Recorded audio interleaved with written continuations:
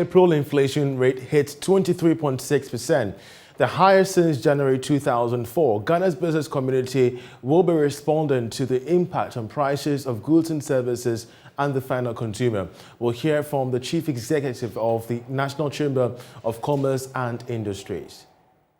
Also, Abosokai spare part dealers to set the record straight in a press conference tomorrow on their relocation to Afenya. We have the co-chair on standby to explain the reasons behind the concerns.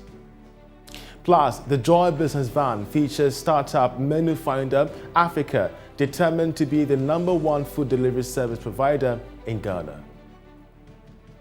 We have all these stories and more coming up shortly. Do stay with us.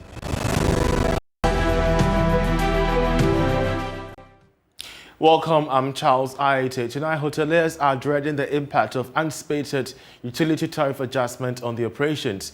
The PLC has been meeting stakeholders as it assesses the proposals from the Electricity Company of Ghana and the Ghana Water Company Limited. President of the Ghana Hotels Association, Dr. Edward Akanyamike Jr. says it is wrong timing for hoteliers who are just recovering from the effect of COVID.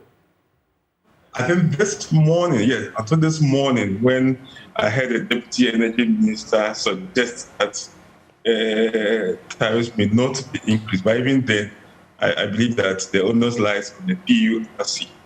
But the fact is that utilities, that's water and power, they form a very crucial part of our business. So as we speak, some of the hotel side is what between 9 to 15% of the operational cost is taken by electricity, and the lower percentage is taken by.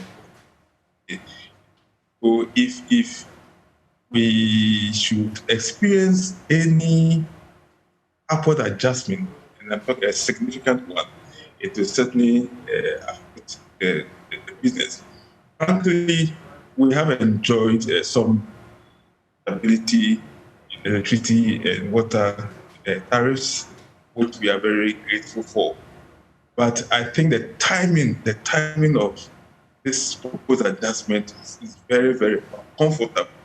As you rightly said, we are trying to recover from the impact of the COVID. Okay, and together with the other price hikes and the inflation going on, to be hit by this proposed adjustment, we are likely to face serious challenges. Now, April inflation for this year sits at 23.6%. This is driven largely by food inflation. And of course, it is the highest since January 2004. According to the Ghana Statistical Service, imported inflation hit 24.7%, indicating increasing prices of imported items. Ghana's business community is already responding to the impact on the prices of goods and services, as well as the final consumer. Joining us to discuss is Chief Executive of the Ghana National Chamber of Commerce and Industry, Mark Bedu-Abuaji. We're grateful that you could join us. First of all, I want to find out from the Chamber's perspective, your views on the situation of inflation sitting at the highest since January 2004. Well, I mean, it's unfortunate that we've gotten to this level. From the beginning of the year, we've had a consistent increase in inflation, which is not good for businesses and consumers. As you rightly said, inflation rate of 23.6 anywhere, I mean, it's not acceptable. And what it simply means that the income of consumers, in terms of their purchasing power, would have been eroded given the current rate of inflation. Now, it simply means that if you have 100 cedis, let's say in April 2021, the same 100 cedis cannot buy you the basket of goods and services that we're able to buy in April 2021. If you want the same basket of goods and services, then you need 123.6 cedis before you can buy that. Otherwise, you get a value of about 76.4 cedis of the same goods and services.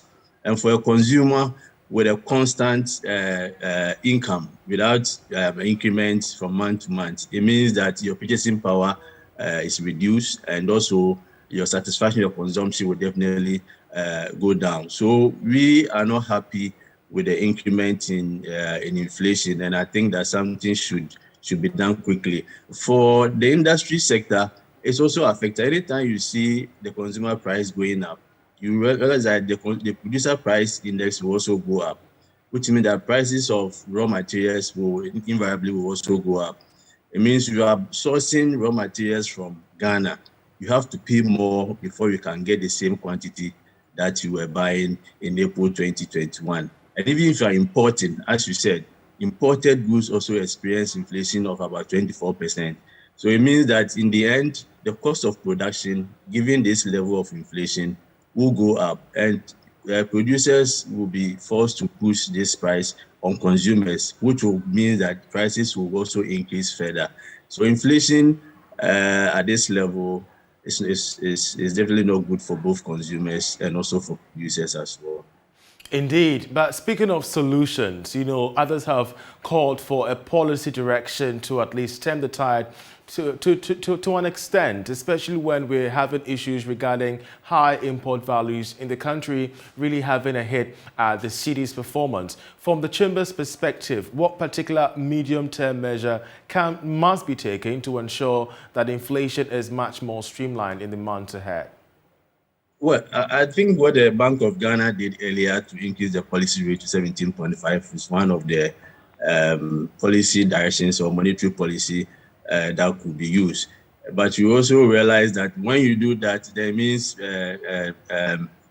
interest rate will also go up. But if you take macroeconomic policy, there are always trade-offs.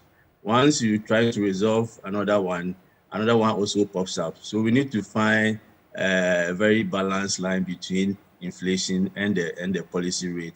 And I think we also have to look at how we can also produce more goods within the local economy. So if you are producing the food that we are importing, definitely with abundance, it means that the inflation on food and food-related commodities won't go up. So it's a collective responsibility for all of us to look at both the monetary and the physical aspect of it, and also look at the production aspect of it as well. Finally, how does this affect investor confidence? Well, I don't think it's a good sign. If you have invested in any asset that is giving you a rate that is less than the 23.6, it means you have lost. It means the real interest rate will be zero. Or if it's more or less than that, it means the real interest rate will be negative. So it means that if you are invested in anything that you are getting interest less than the current inflation rate, then it's not worth it. So investors will look out for countries or areas where they will get a higher rate, which is higher than the interest rate, so that their real interest rate will be positive. Every investor is looking for a positive real interest rate. So it's not a good sign for a country like us. And I think the earlier we do something about it, the better it will be for the investor confidence as well. Indeed. Mankwedu Abuaji, grateful that you could join us with your analysis. He's the CEO of the Ghana National Chamber of Commerce and Industry. Well, the Ghana Revenue Authority, GRA, says varied doubts and fears of double taxation among Ghana's SME sector have been allayed. Speaking on the sidelines of an e-levy orientation of the Accra branch of the Ghana Chamber of Commerce and Industry, member of the e-levy technical team, Patrick F. Danso, explained that some exemptions and refund regimes designed for businesses who have registered their Momo account with the GRA are in force. We have more in this report. It's been 2 weeks since the 1.5% e-levy got implemented, and already business chambers as the Ghana National Chamber of Commerce and Industry are orienting members, especially young business owners, on the intricacies of this tax handle. The chairman of the Accra branch of the Chamber of Commerce, Nana Jenim Boatin, tells Joy Business that all doubts regarding the double taxation have been cleared for now. The fear of increasing the cost of operation, and that was one thing that we feared the e-levy was going to bring to us. That is the double taxation. But today, from the presentation, we've been made aware that registered businesses with the GRA will be exempted from the e-levy tax. And simply put, assuming a business is charged e-levy or you pay e-levy with your company, you can charge that on your account as an expense. So you can have e-levy expense on your end of year accounts, and you can claim that from the GRA. So at the end of the day, it won't be double taxation. The member of the e-levy technical team, Patrick F. Danso, says some exemptions and refund regimes have been designed for businesses who have registered their Momo account with the GRA. As at last week Friday, they've reversed 128,000 transactions that were wrongfully done. They said they're going to look at the second day, which they are validating it now, and then they also reverse it. We have put in place a reversal system that anytime there's a mistake in or wrongful charges, they're able to reverse that transaction and then give the person back their e-levy. The advent of the e-levy has also attracted a surge in cyber fraud cases, with SMEs being the most target. Eric Kuku-Mensah is the lead for financial crimes and anti-money laundering at the E-Crime Bureau. It's very important that we as individuals, even businesses also, take note of some key things to be able to protect your businesses. For example, you shouldn't, pay heed to people who call you to say they want to teach you how to do reversal of, the e-levy tax and also some of the charges that come by. Also, we've realized that some criminals are going around telling people they want to teach them how to circumvent the e-levy payment.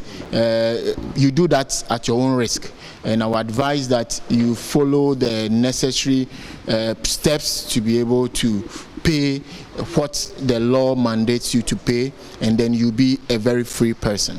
The Ghana Revenue Authority has disclosed that the e-levy is already raking in significant revenue for the country. Collections from a single charging entity amounted to more than 1 million cedis in just a day. You're still watching Business Live with me, Charles Ayitey. Still to come, the Joy Business Van features startup Menu Finder Africa, determined to be the #1 food delivery service provider in Ghana. We have more after this, but let's now bring you international business news.